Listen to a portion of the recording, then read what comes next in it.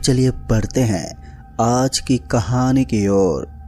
दोस्तों, कहा जाता है कि अमावस की रात को कहीं रात के वक्त सफर नहीं करते, क्योंकि बुरी शक्तियां उस रात अपनी चरम सीमा पर होती हैं। एक रात में ट्रक में माल लोडिंग करके एक जगह डिलीवरी करने जा रहा था। जिस रास्ते से मैं गुजर रहा था वो रास्ता मुझे कुछ अजीब सा लग रहा था। उस सड़क के किनारे बड़े बड़े पेड़ और झाड़ियां किसी भी इंसान को डराने पर मजबूर कर देती। मुझे रेडियो सुनने का बहुत शौक है। रेडियो सुनते हुए मैं ट्रक को चला रहा था। उस रेडियो में भूत और आत्मा के बारे में चर्चा चल रही थी। अमावस की काली रात के बारे में कुछ बातें हो रही थी।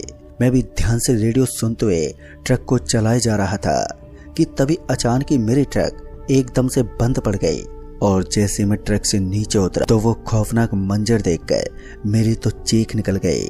दोस्तों, मेरा नाम विनय है और मैं उत्तराखंड का रहने वाला हूँ। मुझे ट्रक चलाते हुए अब तकरीबन 8 साल हो गए हैं। मैंने इन बीते 8 सालों में बहुत सी जगह पर रात के वक्त अकेले सामान डिलीवर किया है जो भूतिया और प्रेत बाधित माने जाते हैं। मैंने ऐसी ही कुछ घटनाओं को अनुभव भी किया है, लेकिन आज से तकरीबन 1 साल पहले बीते मेरे साथ उस घटना ने मुझे ट्रक ड्राइविंग छोड़ने पर मजबूर कर दिया। तो चलिए बढ़ते हैं एक और दिल दहला देने वाली कहानी की ओर। दोस्तों, आज से तकरीबन 1 साल पहले जब दिसंबर का ठंडा महीना था और उस वक्त मुझे ज्यादातर रात के वक्त ट्रक लेकर सामान शिफ्ट करने जाना पड़ता था। एक दिन मेरे पास एक व्यापारी का फोन आया और मैंने फोन उठाया तो उस व्यापारी ने मुझे आज शाम उत्तराखंड से मसूरी तक का सामान शिफ्ट करने का ऑर्डर दिया। अब मैंने भी उस ऑर्डर को रिसीव कर लिया था।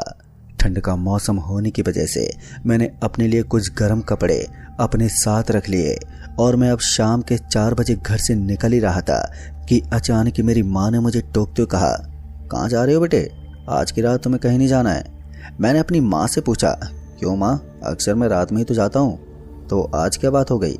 मेरी बात का जवाब देते हुए मेरी माँ ने मुझसे कहा कि आज की रात अमावस की रात है और आज की रात कोई कहीं नहीं जाता और तुम भी कहीं नहीं जाओगे। मैंने अपनी माँ की बात पर कहा कि मैं इतने सालों से ना जाने कितने अमावस की रात को गया हूँ और आपको तो पता ही है मैं इन सब मनगढ़ंत बातों पे विश्वास नहीं करता।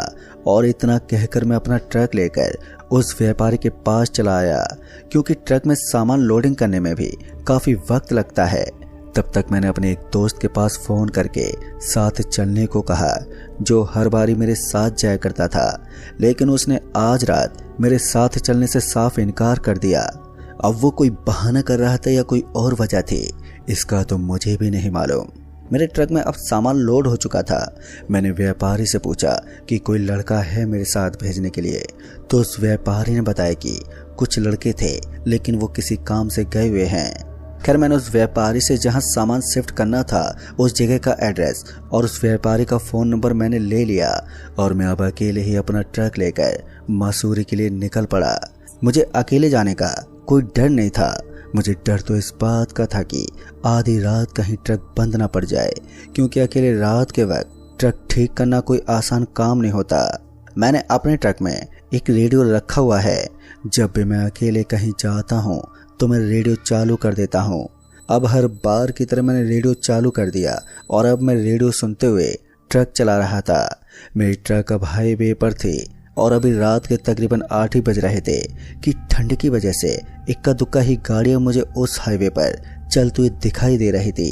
तभी मेरा ध्यान उस चल रही रेडियो पर पड़ा तो मैंने देखा कि रेडियो में अब भूतों और अमावस की रात को लेकर चर्चा चल रही थी। मैं भी अब बड़े ध्यान से उस रेडियो को सुन रहा था। मैंने उस रेडियो से सुना कि अमावस की रात में बुरी शक्तियां यानी कि भूत प्रेत की ताकत चरम सीमा पर होती हैं।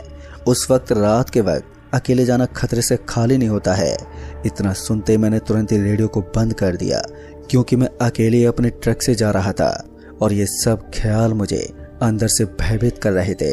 मैं भूतों में यकीन तो नहीं करता हूँ, लेकिन अकेले होने की वजह से मुझे थोड़ा डर था। ट्रक चलाते हुए मेरी नज़र हाईवे के किनारे एक पेट्रोल पंप पर पड़ी। मैंने उस पेट्रोल पंप पर ट्रक की टंकी फुल करवा ली ताकि मुझे मसूरी जाते हुए रास्ते में तेल की वजह से कोई दिक्कत ना हो। अब मैं एक बार फिर अपना ट्रक लेकर हाईवे पर निकल पड़ा।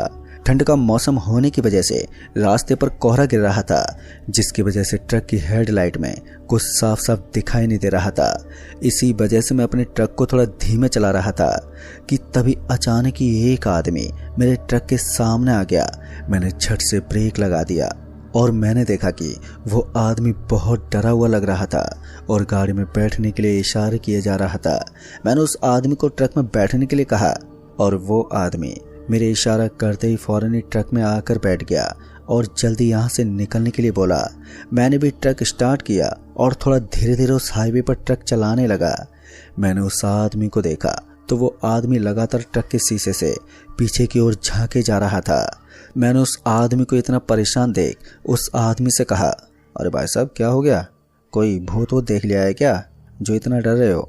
लेकिन उस आदमी ने मेरी बात का कोई जवाब ही नहीं दिया। वो लगातार ट्रक के पीछे की ओर देख रहा था। अब एक बार फिर मैंने उस आदमी को टोकते हुए उसके कंधे पर हाथ रखकर कहा, डरिए मत, बताइए कहाँ जाना है आपको, मैं छोड़ दूंगा।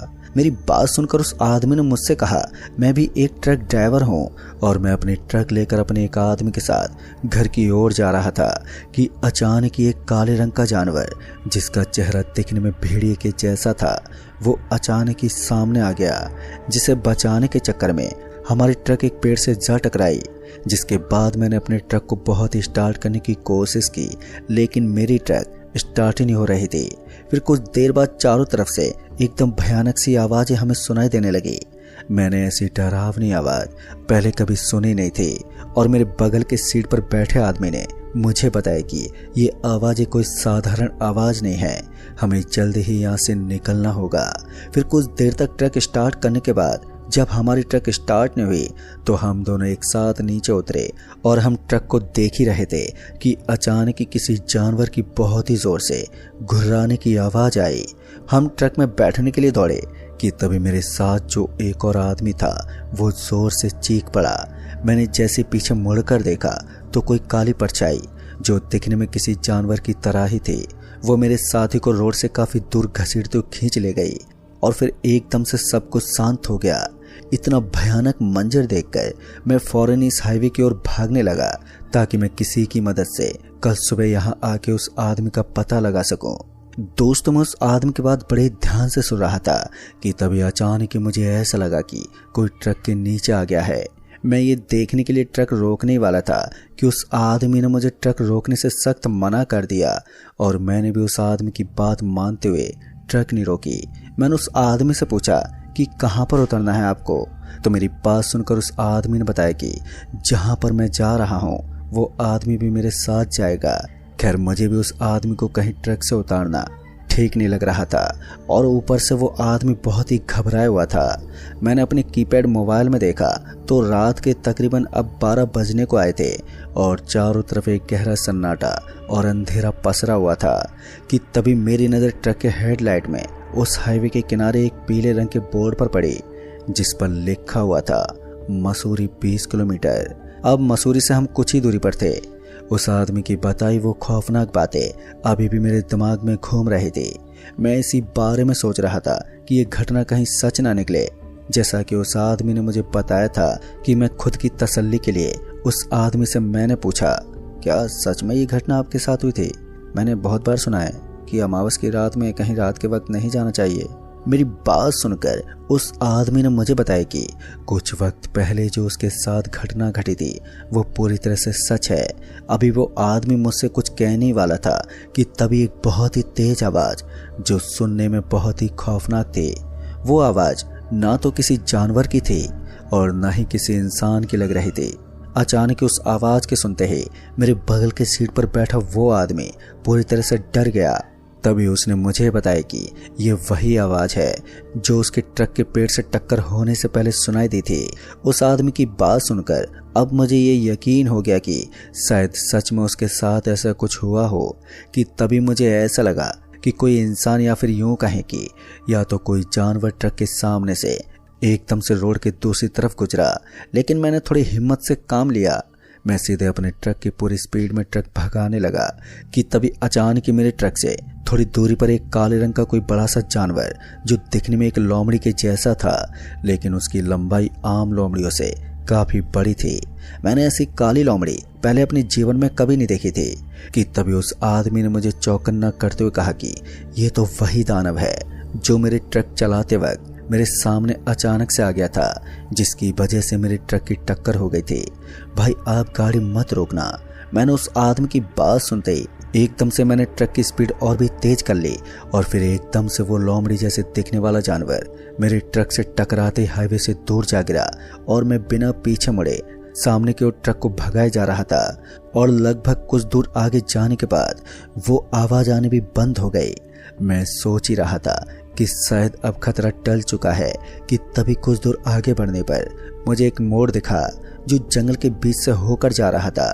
और जिस हाईवे से हम जा रहे थे उस हाईवे के किनारे उस दूसरे रोड की ओर जाने का सिंबल बना हुआ था और उसके बगल में एक वाइट रंग के बोर्ड पर वार्निंग लिखी हुई थी, क्योंकि आगे के हाईवे की शायद मरम्मत चल रही थी।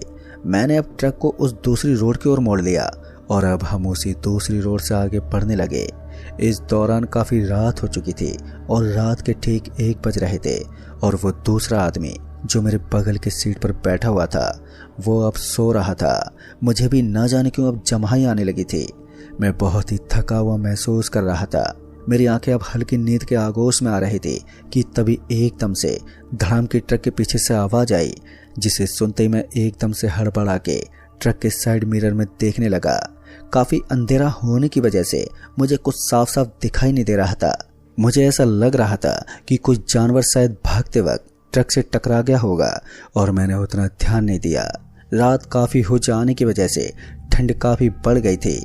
मैंने कुछ गर्म कपड़े भी पहन लिए और उस आदमी को जो मेरे बगल की सीट पर अब गहरी नींद में था मैं उसे चादर उड़ाने लगा कि तभी अचानक मुझे एक ठीक वैसी आवाज आई जो कि कुछ देर पहले उस हाईवे पर आई थी। दोस्तों उस आवाज के सुनते ही मैं घबरा गया, लेकिन ऐसा कुछ दिखाई नहीं दिया जो कि उस हाईवे पर दिखा था। मैंने अपना मन बहलाने के लिए एक बार फिर अपने रेडियो को मैंने चालू कर दिया। अभी भी रेडियो पर भूत और आत्माओं के बारे में चर्चा चल रही थी कि तभी मेरी नज़र उस रोड के किनारे पर पड़ी तो मैंने देखा कि एक पीले रंग के बोर्ड पर साफ साफ लिखा हुआ था मसूरी 12 किलोमीटर। इतना देखकर मुझे थोड़ी राहत मिली क्योंकि मैं अपने मंजिल के काफ़ी करीब पहुंच गया था, लेकिन मैंने उस रोड की ओर थोड़े ध्यान से देखा जिससे हम आगे बढ़ रहे थे तो मुझे ऐसा लगा कि इस रोड से हम पहले भी जा चुके हैं। खैर मुझे लगा कि शायद ये मेरा भ्रम हो सकता है क्योंकि काफ़ी वक्त से मैं ड्राइविंग कर रहा था और कुछ किलोमीटर और आगे बढ़ने पर मुझे एक बार वही येलो कलर का बोर्ड दिखा जिस पर साफ साफ लिखा था मसूरी 12 किलोमीटर। इस बार मैंने इतना देखते ही उस आदमी को फौरन ही उठा दिया जो मेरे बगल की सीट पर सो रहा था।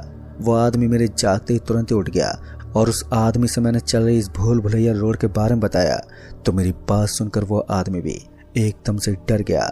उस आदमी ने मुझसे कहा, भाई साहब आप बस ट्रक चलाते रहिए, कहीं भी गाड़ी मत रोकिएगा। अब वो आदमी मुझसे इतना कह ही रहा था कि तभी रोड के दोनों तरफ के जो बड़े बड़े पेड़ और घनी झाड़ियां थी जोरों से हिलने लगी थी, जैसे कि मानो आंधी तूफान के वक्त होता है। ऐसा लग रहा था कि कोई एक पेड़ से दूसरे पेड़ खुद पे खुद टकरा रहे हैं। इतना सब देखते ही हम दोनों की दिल की धड़कनें तेज हो गई, लेकिन मैंने अभी तक ट्रक नहीं रोका था। मैं उस रोड पर लगातार आगे की तरफ बढ़ता जा रहा था। फिर एकदम से कुछ लोमड़ियां एक तरफ से सड़क की दूसरी तरफ जाने लगी। मुझे कुछ समझ में नहीं आ रहा था कि क्या किया जाए। उस वक्त कुछ जानवर तो मेरे ट्रक के नीचे आ गए, लेकिन फिर भी मैंने ये सोचकर ट्रक नहीं रोका कि शायद ये कोई बुरी शक्ति या फिर छलावा भी हो सकता है। कुछ किलोमीटर तक ऐसा ही माहौल बना रहा, लेकिन इस बार हम घूमकर दोबारा उस जगह पर नहीं आए थे कि तभी ट्रक चलाते हुए मुझे कुछ दूरी पर एक छोटा सा गांव दिखा। उस गांव को देखकर हम दोनों ने चैन की सांस ली और अब हमें लगा कि वहां पर लोग रहते ही होंगे, शायद अब हम सुरक्षित हैं। लेकिन तभी हमारी ट्रक एकदम से बंद पड़ गई। मुझे ट्रक बंद होने की वजह से बिल्कुल भी समझ में नहीं आ रहा था, लेकिन अब वो डरावनी आवाजें आनी बंद हो चुकी थी और आसपास का माहौल भी काफ़ी नॉर्मल दिख रहा था। अब ये सोचकर कि शायद अब कोई खतरा नहीं है, मैं उस आदमी के साथ जो मेरे बगल के सीट पर बैठा हुआ था उसे लेकर मैं अपने कीपैड मोबाइल की टॉर्च ऑन करके हम दोनों एक साथ ट्रक से नीचे उतरे। हमारी ट्रक से नीचे उतरते ही एक बार मुझे ऐसा लगा कि कोई हमें देख रहा है। मुझे और भी किसी की मौजूदगी का आभास हो रहा था कि तभी मैंने अपने मोबाइल की टॉर्च को ऑन करके ट्रक के पहिए की ओर घुमाया तो मेरी चीख निकल गई, क्योंकि ट्रक के आगे के टायर खून से सने हुए थे। और देखते ही देखते एक बार फिर लोमड़ियों की रोने की आवाज़ें पूरे जंगल में गूंज उठी थी कि तभी एक बहुत ही डरावनी किसी के हंसने की आवाज़ हमें साफ साफ सुनाई दी। उस आवाज़ को सुनते ही हम अपने ट्रक में चढ़ने के लिए ट्रक की ओर भागे, लेकिन ना जाने क्यों ट्रक के दरवाजे अंदर से अपने आप ही लॉक हो गए थे। अब मुझे लगा कि अब हम नहीं बचने वाले हैं। मैंने उस आदमी से कहा, अब हमें सुरक्षित बचने का बस एक ही तरीका है, वो गांव। और इतना कहते ही हम अपनी पूरी जान लगाकर उस गांव की ओर भागने लगे। लेकिन भागते वक्त मुझे तो ऐसा लग रहा था कि कोई और भी हमारे साथ साथ भाग रहा है। अब मैं उस गांव में पहुंचा तो मैंने पीछे देखा तो वो आदमी कहीं भी नहीं था। फिर मुझे लगा कि शायद वो आदमी कहीं पर छुपा हुआ है। मैं कुछ घरों के दरवाजे खटखटाने लगा, लेकिन कोई भी अपने घर का दरवाजा नहीं खोल रहा था कि तभी अचानक ही किसी ने मेरा हाथ पकड़कर अपने घर में खींच लिया और मुझे बैठा कर अंदर से दरवाजा बंद कर दिया। वो आदमी 60 या 65 साल का था। मैंने उस आदमी से कहा, बाबा मेरा एक साथी है। मेरे मुंह से आवाज़ निकलते ही उस बूढ़े आदमी ने मुझे तुरंत ही चुप रहने के लिए बोला और मुझे जब तक सुबह ना हो जाए तब तक उस कमरे से बाहर निकलने से मना करके वो न जाने कहाँ चला गया। दोस्तों, मैं रात भर उस कमरे में बैठा रहा और सुबह जैसे ही मैं उस कमरे से बाहर निकला तो मैंने देखा कि मेरे ट्रक से कुछ ही दूरी पर जंगल के थोड़े अंदर काफ़ी भीड़ लगी हुई थी। मैं तुरंत ही उस भीड़ की तरफ दौड़ पड़ा। मैंने कुछ लोगों को आपस में बात करते सुना कि आज भी कोई अमावस के पिशाच का शिकार हो गया है। और जैसे ही मैंने उस भीड़ को हटा कर देखा तो उसी आदमी की कटी फटी लाश थी जो कल रात मेरे साथ आया हुआ था। दोस्तों, इस दिल दहला देने वाली घटना के बाद से मैंने अपनी ट्रक ड्राइविंग छोड़ दी, लेकिन आज भी मुझे उस रात की घटी घटना चैन से सोने नहीं देती है।